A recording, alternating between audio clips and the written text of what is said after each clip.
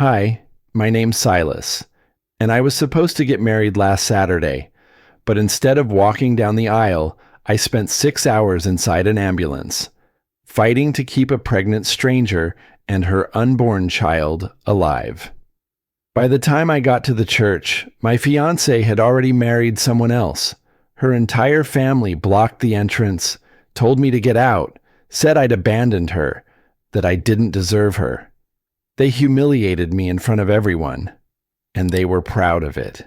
They thought they'd won, but they had no idea whose life I'd just saved and what that would change. What kind of people rewrite your story while you're still out there saving someone else's? You want to know what happened next? Let me tell you. The coffee was already cold when I reached for it. It sat on the same spot on the counter where I left it every morning, right next to the bowl of keys, wedding invitation, and the old wristwatch that had ticked away quietly through every turning point of my life. I didn't drink the coffee, just held the cup for warmth. My hands weren't shaking, not yet. I kept glancing at the watch, not my phone, not the wall clock, just the watch. The leather strap was cracked, the brass casing dulled by time. It had belonged to my father, who said real men don't rush. They arrive when they mean to, no sooner, no later. That morning, I was supposed to arrive early. The apartment was still, nothing out of place. Not the photo of my mother in the hallway, not the ironed shirt hanging on the back of the door. I'd made my bed before showering, folded the towel back into thirds. I didn't need anyone to tell me what needed doing. I just did it. People always said I was dependable, solid. The youngest of 3 boys, raised to believe being easygoing was my only job. When others got loud, I got quiet. When they fought, I waited it out. It had become a kind of muscle memory. Don't challenge, just endure. Let them swing. You'll still be standing when they're tired. My name is Silas. I'm the man you call when everything else falls apart. But no one ever asks if I've fallen too. I buttoned my shirt slowly, then reached for the tie. Cream-colored, no patterns. The kind she liked. I checked the time again. Still early, still waiting. I remember being 12, standing outside school for an hour after practice because my oldest brother forgot to pick me up. I didn't call anyone, didn't cry, just stood there thinking, this must be normal. I didn't even tell Mom. That was the start of it, I think, learning that being quiet got me through. I didn't blame anyone. What was the point? The youngest learns early not to make waves. People are already swimming around you. You just float. Over the years, it turned into something automatic. The way I'd step aside in grocery aisles, offer to reschedule when others couldn't make time, stay late at work because no one else volunteered. I never saw it as a burden, more like gravity. It was just easier to be the one who waits. My phone buzzed. I didn't need to check who it was. Bride's cousin, group. Hey Silas, just wanted to let you know, we're moving the photo session up a bit. Hope that's okay. No question mark. No, can you make it? Just hope that's okay. I didn't answer right away. I stared at the message until the screen dimmed. They weren't being cruel. That's the thing. It was polite, casual. The assumption wasn't that I'd object. It was that I wouldn't. That I'd adjust, like always. No one said, we need you there now. They said, you'll figure it out. That was always the script. I typed back, on my way. Won't be long. I set the phone down, looked again at the watch. 20 minutes ahead of schedule, but now already late, somehow. It was fine. It was all fine. I told myself that. I straightened my jacket, checked my pockets, wallet, vows, ring. There was a chill outside. I could feel it pressing behind the curtains, but I didn't reach for a coat. It was spring, after all. Late May, a new season, a new chapter. And yet, something hovered beneath the surface. A stillness that wasn't peace. I'd never had cold feet. That wasn't it. But I knew something had shifted, even if I couldn't name it. Like when you're standing in a room and can sense that someone else has just left. Though there's no sound, no smell, no door swinging shut. I reached for the watch one more time, fastening it onto my wrist. Some days, waiting costs more than people think. I had just slid the key into the door when the ringtone buzzed sharp and loud in my pocket, cutting through the quiet like it didn't belong there. Not a text, a call. I didn't recognize the number, but I didn't need to. My chest knew before my mind caught up. Silas? The voice on the other end was clipped, professional, but carrying the edge of someone who didn't have time to repeat themselves. This is EMT dispatch. We've got a critical female, 33, 36 weeks pregnant. Internal bleeding suspected. No next of kin listed. We were told to reach out to you. Told to reach out to me.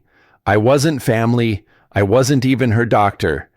But somehow, someone had passed along my name, and now this was mine to carry. I didn't ask how they found me. How far are you from St. Luke's? The dispatcher asked.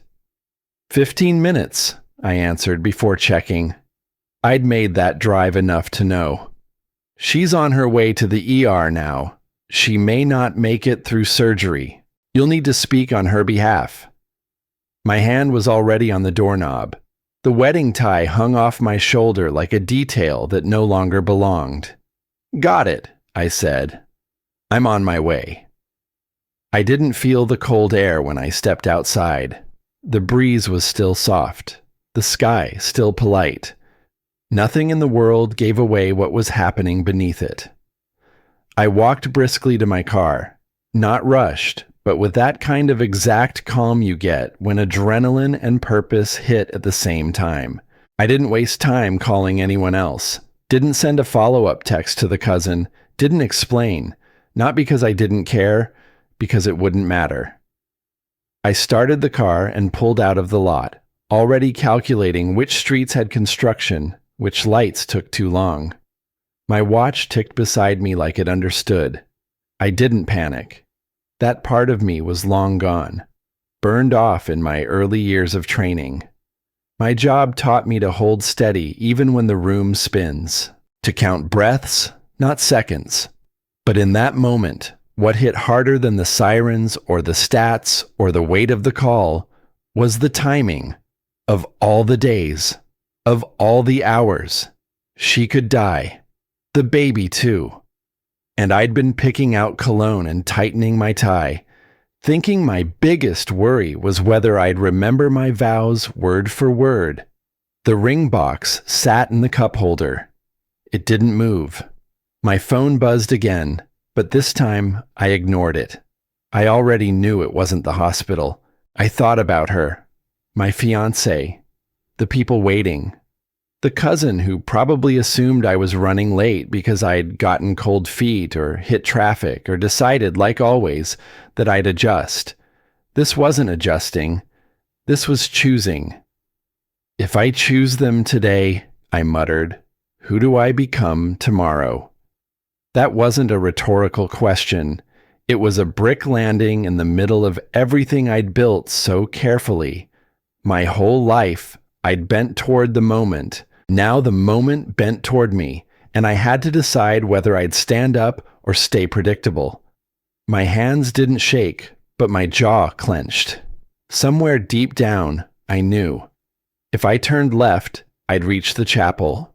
If I turned right, I'd reach the ER. No speeches, no fanfare. Just a man in a car deciding who he was. I turned right. No calls, no explanations. I didn't need approval to do what was right. Not this time. At the red light, I glanced down. The watch's hands kept moving, same as always. But for the first time in a long time, they weren't measuring moments. I was. Time wasn't something I had anymore. It was something I had to use. I didn't know how long it would take. I only knew I wouldn't leave halfway.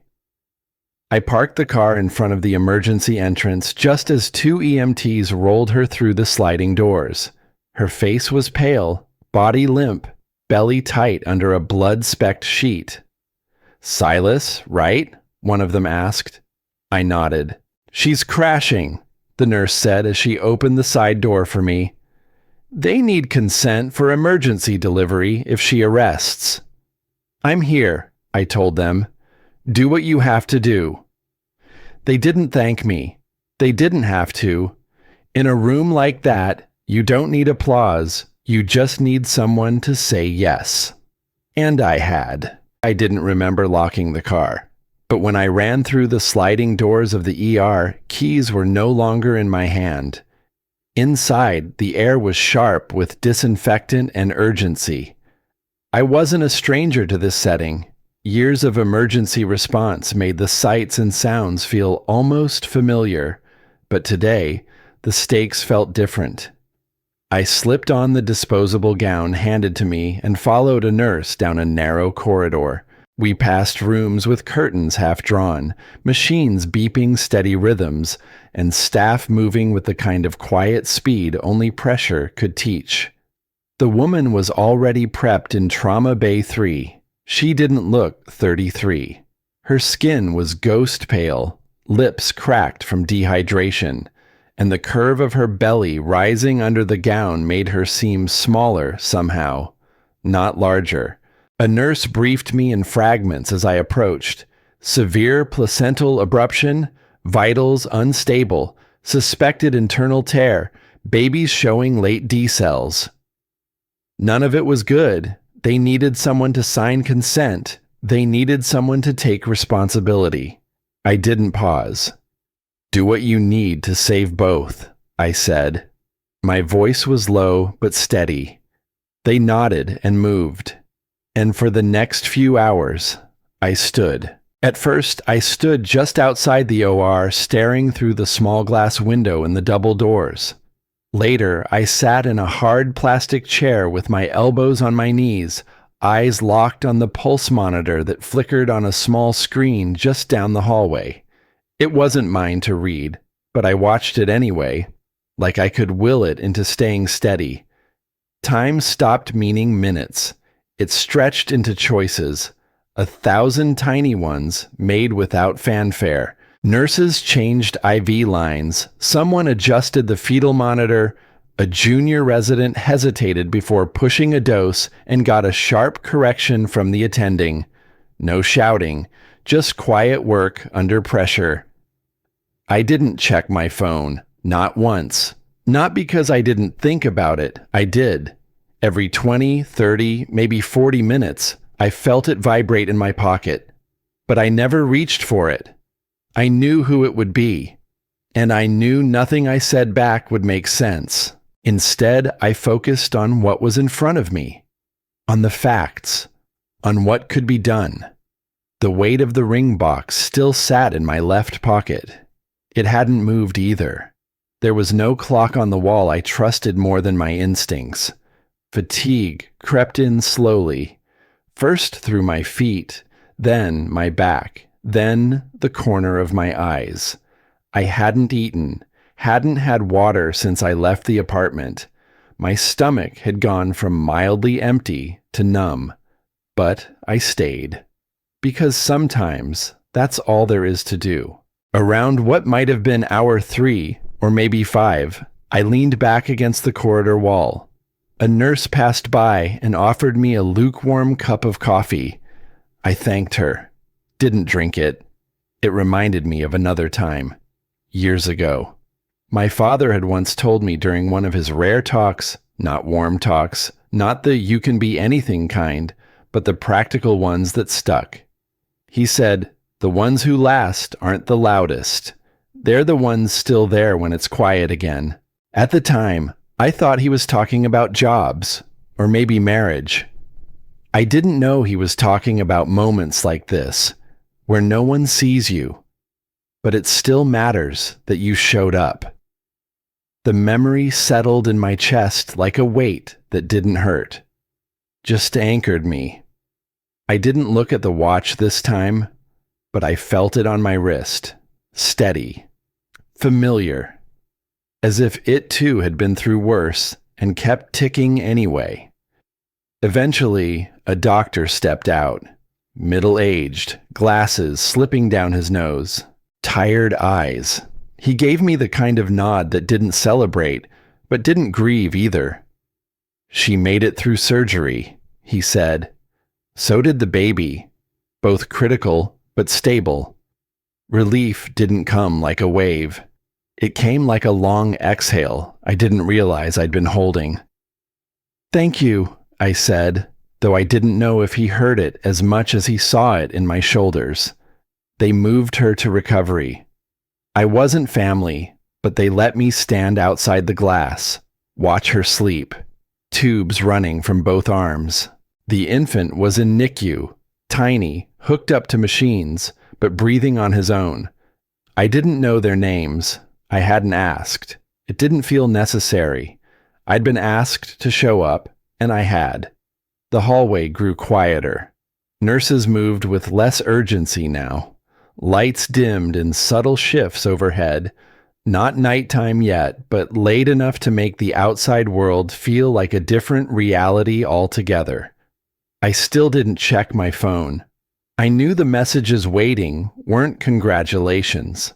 They were explanations demanded, voices raised, maybe even disbelief. I didn't know what time it was anymore, I thought, watching her breathe through the oxygen mask. I only knew it wasn't finished. And so I stayed. The sun was dipping low by the time I stepped outside. The sky still held that soft glow, just enough warmth left in it to pretend the day wasn't ending yet. But my shirt stuck to my back, and my legs felt like I'd walked across counties. I reached the car, hands slow from stiffness, and sat for a moment before starting the engine. I finally looked at my phone. 9 missed calls, 14 messages, all from her family, none from her. There were no questions in those messages, just timestamps and increasingly sharp reminders. "Where are you?" turned into "She's walking down the aisle." And then, "You knew what time this was." I didn't reply. What was there to say that wouldn't sound like an excuse? The drive to the venue took longer than it should have. I hit every red light, every school zone, every delay life could throw at someone already behind. As I pulled into the parking lot, I caught a glimpse of the building through the trees. Glass-paneled, well-kept, the kind of suburban event space that tries to feel like a country club, but smells faintly of banquet chicken and artificial flowers. I sat in the car a few more seconds, reached into the glove box for breath mints, straightened my collar, swiped at the smudge on my shoe with a tissue. The ring box was still in my pocket. I felt its weight and stood taller. I knew I was late, but I was here. That had to count for something. I stepped out of the car and started walking toward the entrance. From outside, I could hear faint strains of music, laughter, the kind of generic love songs that always play too loudly at weddings.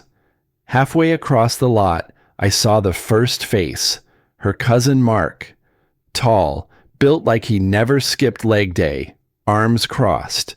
A few steps behind him, her Aunt Janine, flanked by 2 younger relatives I didn't know by name but had seen at the rehearsal dinner. They were waiting for me. I slowed, confused for a second. I raised a hand, halfway to a wave. Mark didn't move. When I reached them, he took a small step forward, not threatening, but unmistakably blocking the path. "Don't," he said. I blinked. "Don't what?" "You're not going in." At first, I thought it was a joke, a bad one. "I just need a minute. I'll explain inside." "You don't need to explain anything," Janine cut in. Her tone was clipped, her lips pursed like she'd been rehearsing this. Someone else muttered, "He thinks he can just show up after all that?" The words didn't make sense yet. My mind was still half in the hospital, the beeping monitors, the weight of a newborn's first cry. No, Mark interrupted, voice low and tight. "We don't want to hear it." Behind them, more guests filtered past the glass doors, throwing glances our way, some curious, some pitying, some with thin-lipped judgment already settled. I looked past them, trying to see inside. I couldn't spot her. Just flickers of people in suits, a slow dancing couple, someone holding a champagne glass. "I know I'm late," I said, slower this time, "but I need to see her." "You should have thought of that before disappearing." "I didn't disappear." "No?" Janine scoffed. "Because from where we stood, you chose to ghost your own wedding." That word stuck in my chest. Ghost. Like I hadn't been sweating under fluorescent lights while someone bled out on a table. "No one asked where I was," I asked. There was a pause, not long, but long enough to say everything. "They didn't have to," she said. The dismissal landed harder than any shout would have. I looked at each of them. No one met my eyes. Even the younger guy looked away. The space between us wasn't physical anymore. It was something colder. Final. I felt the watch press against my wrist. Not ticking faster. Just steady. But in that moment, time felt like something weaponized. Like it had been used as a verdict. I stood there long enough to understand this wasn't about being late. It wasn't lateness they hated. It was that I hadn't asked them for permission first. It didn't come from Mark. It didn't come from Janine. It came from behind them, from a voice I hadn't noticed yet. Calm, female, certain. "You need to leave." The words didn't echo, but they carried. Heads turned. A couple near the coat rack paused mid-laugh. Someone lowered their glass. The music kept playing, cheerful and wrong, like it hadn't gotten the memo. I shifted my weight, still thinking there had to be a mistake in how this was unfolding. "I'm not trying to cause a scene," I said. "I just need a moment." "That's not going to happen," the woman said. She stepped forward. I recognized her now. One of the bride's older cousins. The one who'd organized the seating chart and corrected everyone's pronunciation of her name. Authority clung to her without effort. She looked me up and down. Not quickly. Thoroughly. "You're not dressed appropriately," she added. I glanced at my jacket, the one I'd ironed that morning. It wasn't a tux, but it was clean. Respectable. Good enough for every other wedding I'd ever attended. "There was a dress code," she continued, voice even. "You didn't follow it." Mark nodded like this settled everything. I almost laughed, almost. Instead, I felt the heat crawl up my neck. "I came straight from—" "No," she said, cutting me off again. "We're not doing explanations." That word again. We. A few more people had drifted closer now. Not close enough to intervene. Close enough to witness. A man I barely knew stared at the floor. Someone else pretended to check their phone. No one spoke up. Silence does that. It tells you who's already decided. "I just need to see her," I said. I kept my voice steady on purpose. "I won't stay long." The woman tilted her head. "She's busy." "With what?" I asked, even though something inside me already knew. "She's already married," someone said. Not shouted, not whispered. delivered plainly, like stating the weather. The sentence didn't land all at once. It came apart slowly, each word hitting a different place. Married, already, someone else. I looked past them again, toward the doors. The music suddenly sounded muffled, like it was underwater. I thought I saw movement inside, a white blur. Then it was gone. "That's not possible," I said, though my voice betrayed me. You were late," the woman said. "And she made a decision." Mark added, "She didn't want to wait anymore." I understood then that this wasn't new. This had been discussed, planned. My absence hadn't caused it. It had allowed it. "You should go," Janine said, firmer now. "This isn't your place." That's when it happened. The phrase that sealed it. The one that stripped everything down to its simplest form. Get out. No anger, no drama. Just an order. I felt something inside me go quiet. Not broken. Emptied. Like a room after furniture's been hauled away. I didn't argue. Didn't raise my voice. Didn't ask who the other man was or how long this had been waiting in the wings. I looked around instead. Took in the faces. The way people avoided my eyes. The way a few seemed relieved it wasn't them standing here. The watch pressed against my wrist again. Heavy. Irrelevant. Time didn't mean anything in that moment. Roles did. And mine had just been erased. I turned away before anyone could say more. Before the humiliation could deepen into something harder to carry. As I walked back across the lot, the music followed me for a few steps, then faded. The evening air felt cooler now, sharper. I didn't feel angry yet. I felt finished. I made it to the sidewalk without looking back. Each step felt oddly careful, like I was walking across something delicate, though there was nothing but solid pavement beneath my shoes. I moved past the lit windows of the venue, past the muffled joy, clinking glasses, canned laughter, the swell of celebration that no longer included me. My car was just around the corner, parked beneath a tree that had long since dropped its leaves. The street was nearly empty. A porch light across the way flickered against the deepening sky. I didn't rush. I didn't feel cold or hot. Just suspended.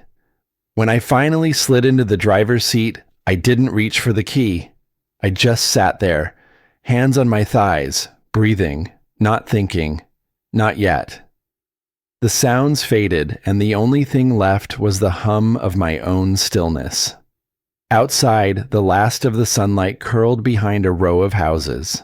It was the kind of light that made you feel like time had slowed, not because it wanted to be kind, but because it knew you had nowhere else to be. I wasn't ready to move. Inside the car, everything was dim, familiar. The faint scent of coffee from an old travel mug. The smudge of fingerprints on the center console. My jacket stretched uncomfortably across my shoulders, but I didn't shrug it off. Let it stay there. My hands were still, mostly, but the tremor came when I reached for my phone. It was subtle, like the aftershock of something I hadn't yet admitted to feeling. I stared at the screen. 11 missed calls, 2 voicemails, dozens of texts. Not one from her. The screen blurred for a second, not from tears, just a pulse of something else I couldn't name. Then it cleared. It wasn't that she hadn't defended me in front of them. I never expected that. It was the silence, the absolute, final quiet. No message to ask if I was okay. No explanation. No anything.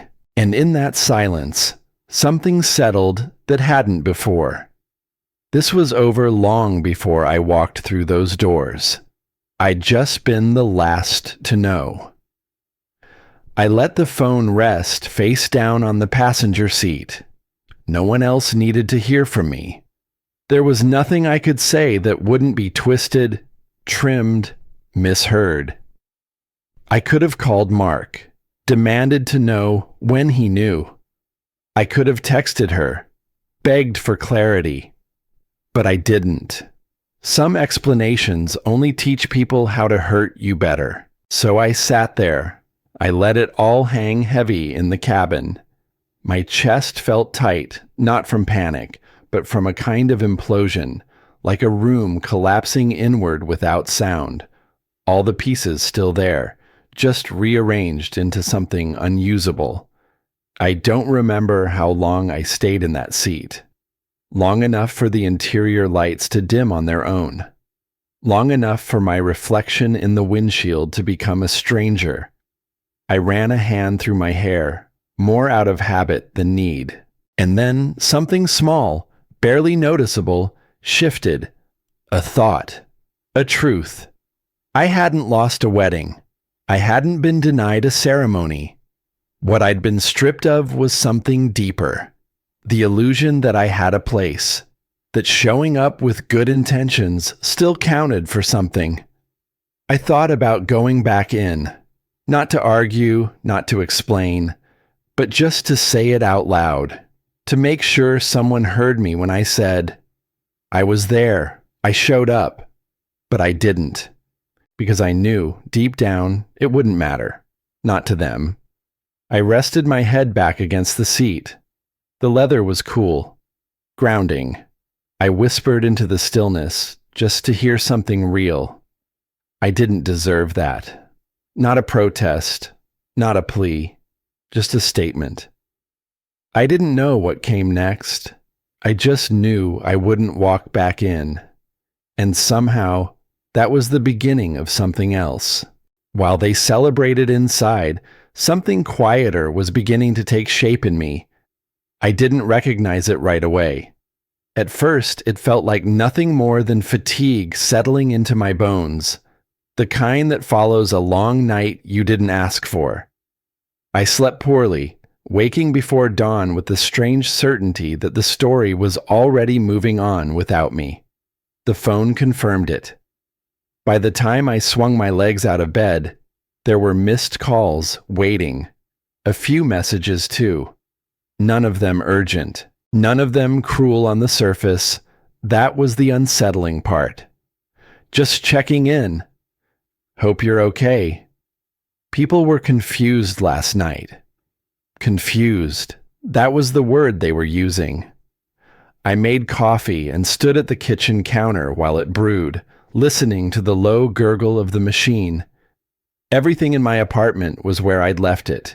Shoes lined up by the door. Jacket over the chair. Orderly. Quiet. It felt like a different world from the one I'd walked away from hours earlier. When I finally picked up the phone, I didn't return any calls. I just read. Slowly. Carefully. The version of events taking shape wasn't dramatic. No one was calling me names. No one was shouting. That's how I knew it was dangerous. I'd panicked. I'd disappeared. I'd decided it wasn't for me. The words floated through conversations the way assumptions always do, light enough to be passed along without resistance. A cousin had mentioned it to a friend. A friend repeated it to someone at church. By mid-morning, it had the weight of fact. What struck me wasn't the content. It was how easily it was accepted. No one asked why a man would vanish from his own wedding. They didn't need to. The explanation was convenient. It didn't challenge anyone. It didn't ask them to reconsider what they'd witnessed. If I corrected them, I'd sound defensive. If I stayed quiet, I'd look guilty. It was a neat trap. I had to admire the efficiency of it. Around noon, my phone rang again. I almost didn't answer. The name on the screen wasn't hers. It was someone I hadn't spoken to in years. A woman I knew through work, through the community. Practical, direct, not prone to gossip. "I just wanted to tell you," she said after a brief greeting. "I heard about what happened." I waited. Let her continue. "They mentioned your name at the hospital this morning. That got my attention. Someone asked if you were the one who stayed with the patient, the pregnant woman, the one who came in critical yesterday." I closed my eyes, leaning back against the counter. "They said you didn't leave her side for hours," she continued. "That you refused to step out until both mother and baby were stable." There was no praise in her voice, just acknowledgement. "They were surprised," she added. "Didn't expect it to be you." Neither did the people rewriting my story, I thought. After the call ended, I stood there for a long moment, phone still pressed to my ear. That was the first crack in the narrative wall they'd built. Not loud, not dramatic, just a name circulating quietly, doing its own work. The truth didn't need me to carry it. It was already moving. That's when I decided not to respond. Not publicly, not privately. I didn't defend myself. I didn't explain where I'd been or why I'd made the choices I had. I let the story stretch, let the silence settle. Some lies collapse under their own weight. The watch sat on my wrist all day. I noticed it when I reached for a glass, when I opened the door, when I paused, considering whether to say something I couldn't take back. I didn't check the time. I didn't need to. By evening, I felt it. The shift. The sense that this wasn't over.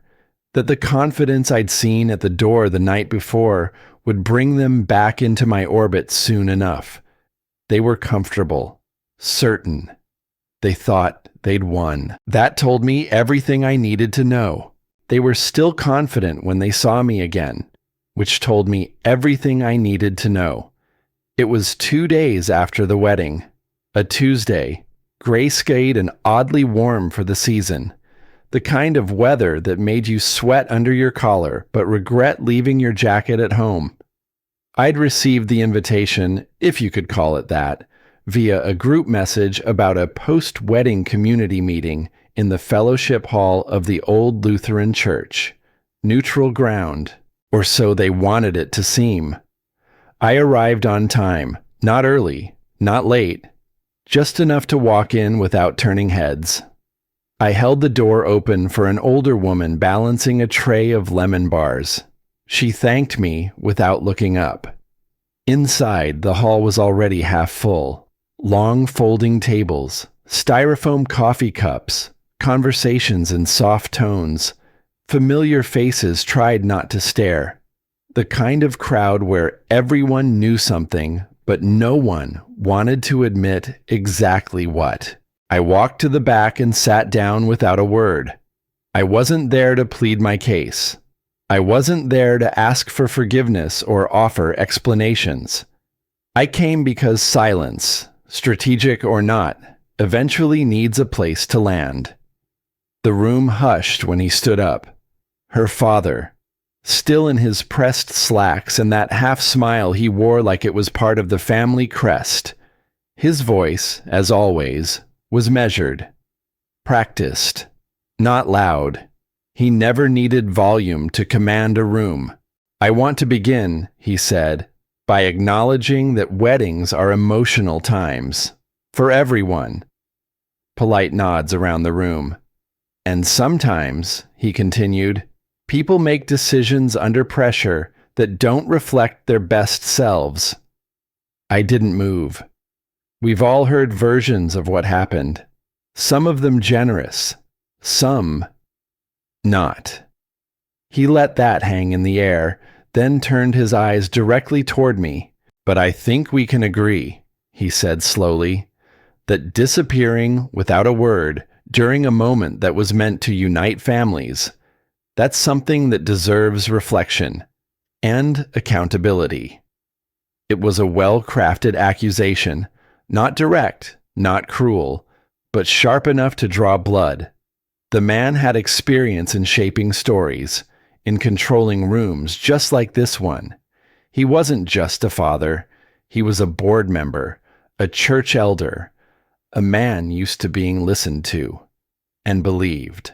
What he didn't know, what none of them did, was that the room was about to stop listening. I heard her voice before I saw her. "I'd like to say something," came from near the front. Heads turned. A woman I didn't recognize stood up, mid-30s maybe, wearing scrubs under her coat, eyes tired but steady. "My name's Teresa. I'm a nurse at County General." Now the room really listened. "On Saturday," she said, "we had a patient come in by ambulance, complicated labor, no family, no emergency contact, and one man who rode in with her stayed through triage, didn't leave her side for 9 hours. Murmurs rippled. She glanced at me. Just once. "That man," she said quietly, "was him." Silence. "He stayed until both mother and child were safe. Refused to leave. Didn't even give his name until the attending insisted." Her voice never rose. It didn't need to. "Sometimes," she added, looking out over the crowd, "people disappear from one place to save someone in another." I didn't move, didn't blink. The air shifted. Conversations halted mid-sentence. Chairs creaked. Someone at the front coughed and then went still. Her father's face didn't change, but his grip on the lectern tightened. He opened his mouth, then closed it. No one apologized. No one clapped. They just looked away. That's how power collapses. Not with shouting, but with silence. I didn't speak. I didn't need to. Somewhere in the space between their confusion and their shame, I felt the weight start to leave my chest. The same watch was still on my wrist. I looked at it, finally. Not for the time, but because I knew what it meant. That moment was the end of something. A chapter. A role. A story I had been written into. And just now had finally stepped out of. I realized then that I didn't need to be welcomed back to know I'd survived. I left before anyone could decide what to say to me next. The hallway outside the fellowship room was cold in that peculiar way churches always manage to be, as if no matter the season, there's a stillness that holds its own temperature. I didn't look back. Not at the room, not at the people still staring, and not at the man whose voice used to make my decisions for me. I just walked. My shoes echoed faintly on the tile. One step, then another, like punctuation at the end of a sentence that had taken far too long to write. Outside, the air felt honest. No music, no murmurs, just the plain, soft quiet of a small town settling into evening. I drove home with the windows halfway down and didn't bother turning on the radio. I didn't need distraction. I needed air. I slept that night without dreaming, and when I woke the next morning, I realized it was the first time in months, maybe longer, that I didn't feel like I had to brace for the day. The space I was staying in wasn't much. A rental on the edge of town. 2 rooms and a sliver of kitchen, with a sliding glass door that opened to a patch of overgrown grass and one stubborn rose bush someone must have planted years ago. It wasn't permanent, but it was mine. I stood at the counter, mug in hand, watching steam curl upward like a thought trying to rise. And that's when it hit me. I hadn't won anything. There was no triumph, no applause, no redemption arc that neatly tied everything together. What I had, what I walked away with, was simply this.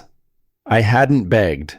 I hadn't folded in on myself just to keep a place at someone else's table. And that mattered.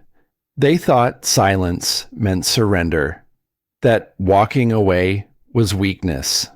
but it wasn't.